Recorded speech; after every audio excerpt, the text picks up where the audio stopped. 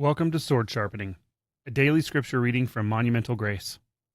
Our objective is to help people struggling with suicide follow Christ, replacing their despair with His divine purpose, transforming their darkest moment into a beacon of His light as they encounter God's monumental grace. I'm Chuck Kelly, and the purpose of the Sword Sharpening podcast is simple: to slow down, stay in one book of the Bible, and sharpen our knowledge and usage of Scripture through repeated exposure to the Word. Each day, for 1 month, we read the same book of the Bible together, not to rush through God's Word, check off a list, or complete a Bible in a year plan.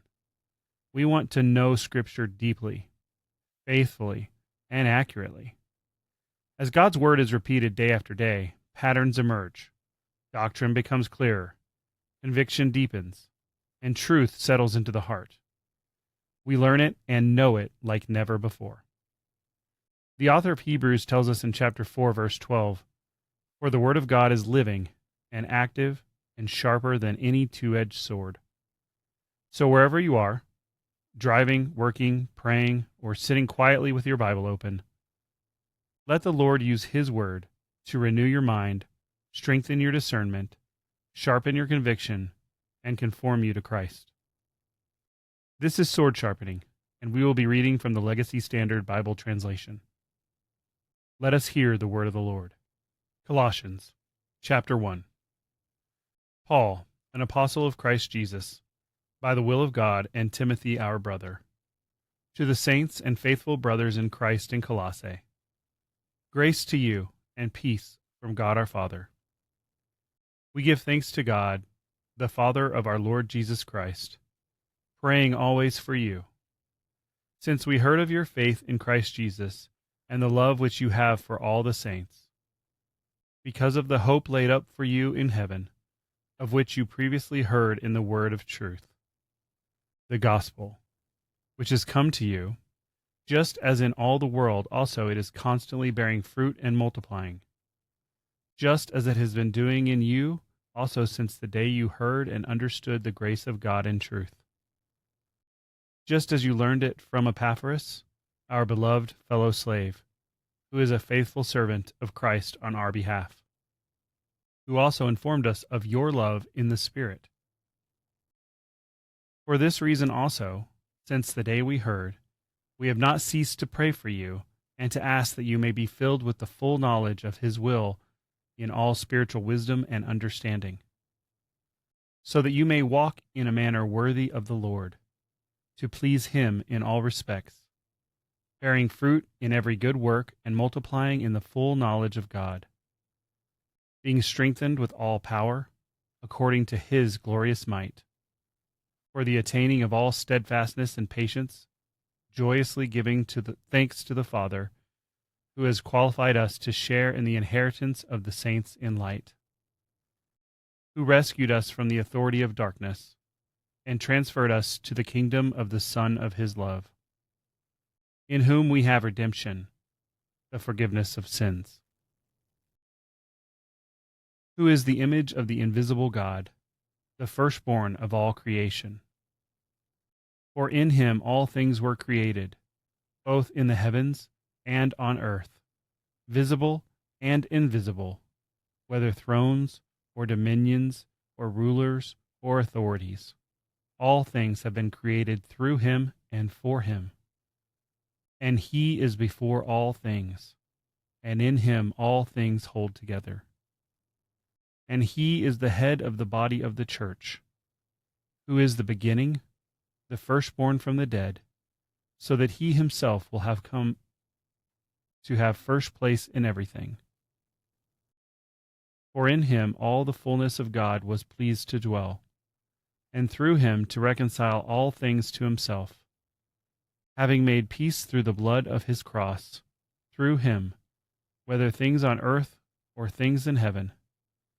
And although you were formerly alienated and enemies in mind and in evil deeds, but now He reconciled you in the body of His flesh through death, in order to present you before Him, holy and blameless, and beyond reproach, If indeed you continue in the faith firmly grounded and steadfast, and not moved away from the hope of the gospel, which you have heard, which was proclaimed in all creation under heaven, and of which I, Paul, was made a minister.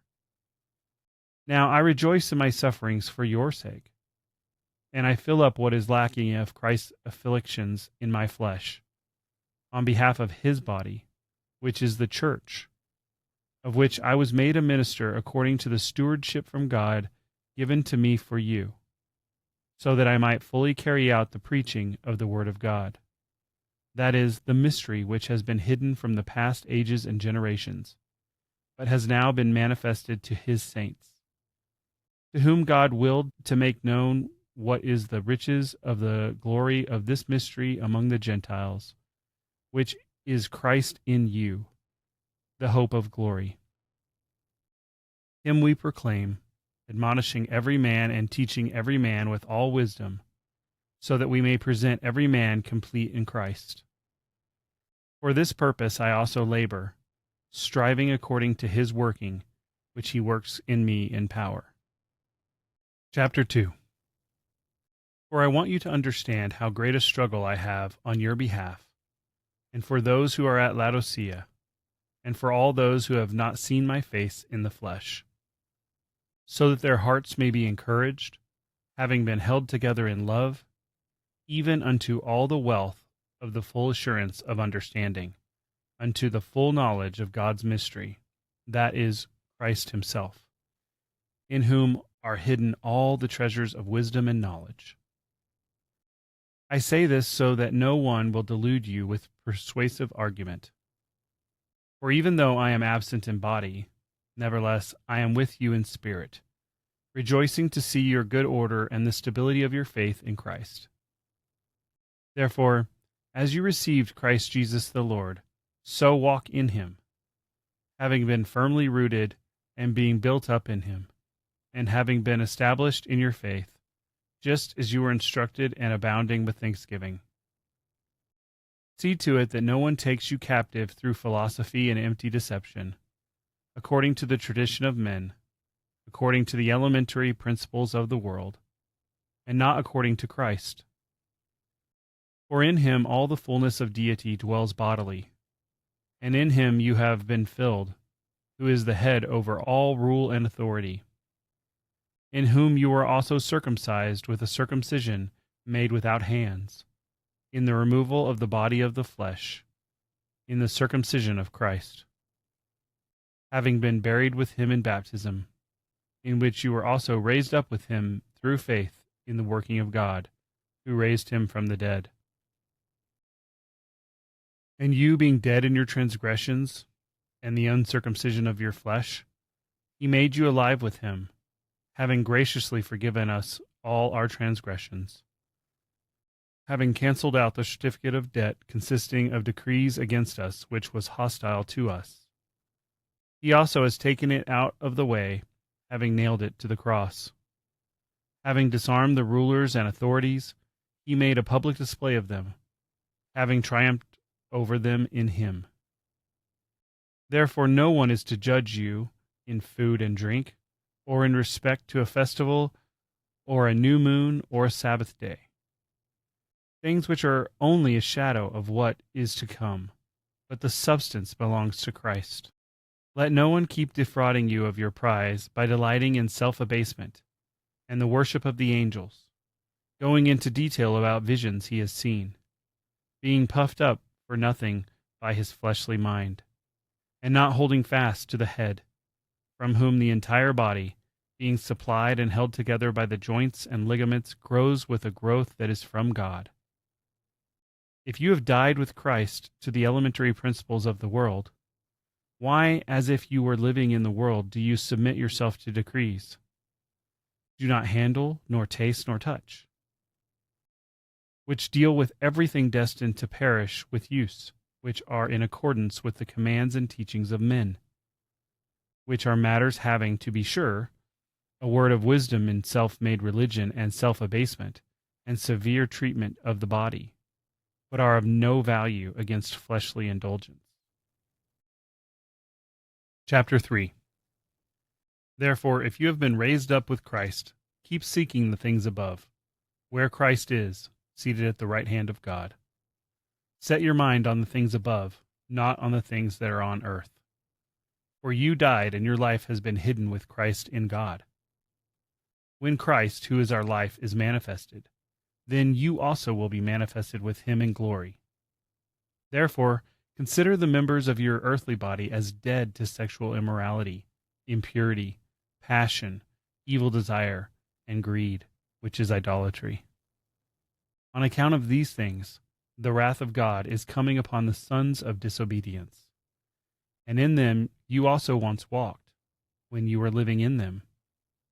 But now you also lay them all aside: wrath, anger, malice, slander, and abusive speech from your mouth. Do not lie to one another, since you put off the old man with its evil practices, and have put on the new man, who is being renewed to a full knowledge according to the image of the one who created him.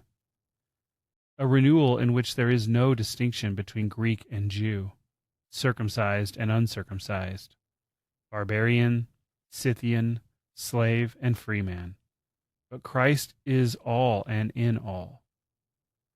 So as the elect of God, holy and beloved, put on a heart of compassion, kindness, humility, gentleness, and patience, bearing with one another and graciously forgiving each other. Whoever has a complaint against anyone, just as the Lord graciously forgave you, so also should you.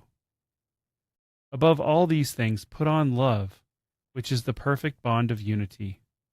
And let the peace of Christ rule in your hearts, to which indeed you were called in one body, and be thankful.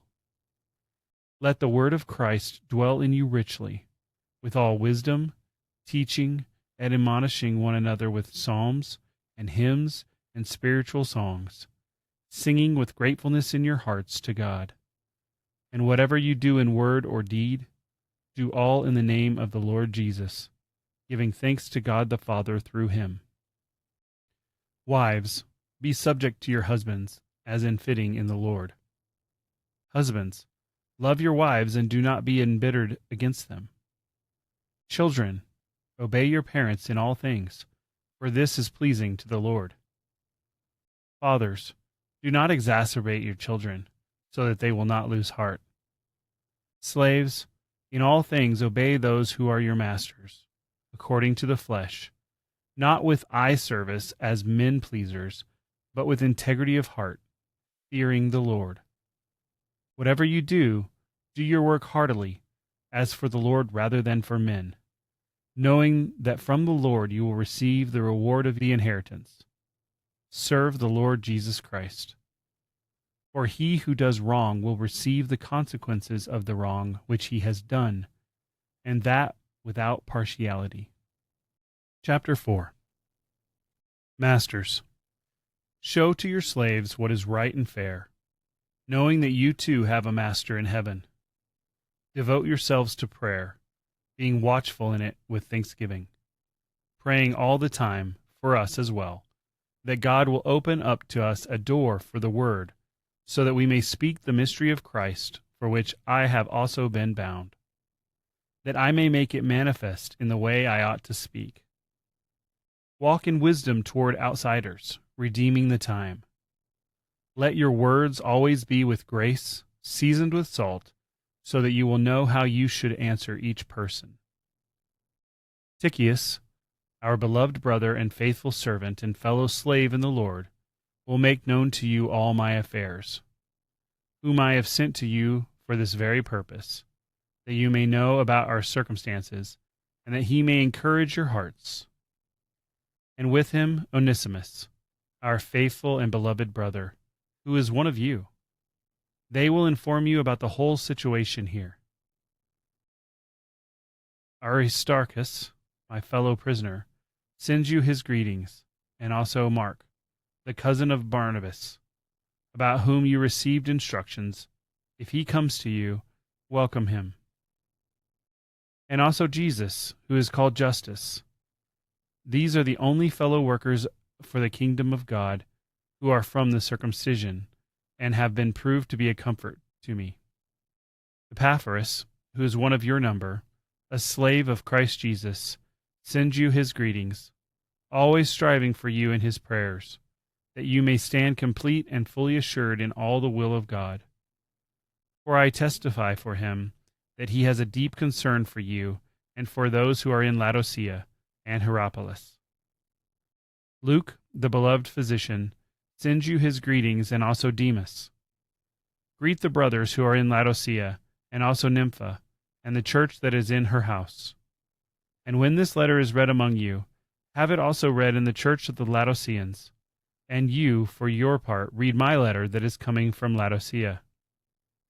And say to Archippus, take heed for the ministry which you have received in the Lord, that you may fulfill it. The greeting is in my own hand, Paul. Remember my chains. Grace be with you.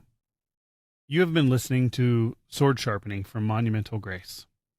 Continue in the Word today. Read it carefully. Meditate on it prayerfully. Return to it repeatedly. Hide it in your heart, and remain watchful in your walk with Christ. As Paul writes in his second letter to Timothy, all Scripture is God-breathed and profitable for teaching, for reproof, for correction, for training in righteousness, so that the man of God may be equipped, having been thoroughly equipped for every good work. If this daily Scripture podcast has encouraged you, share it with someone who needs more of God's Word in their life.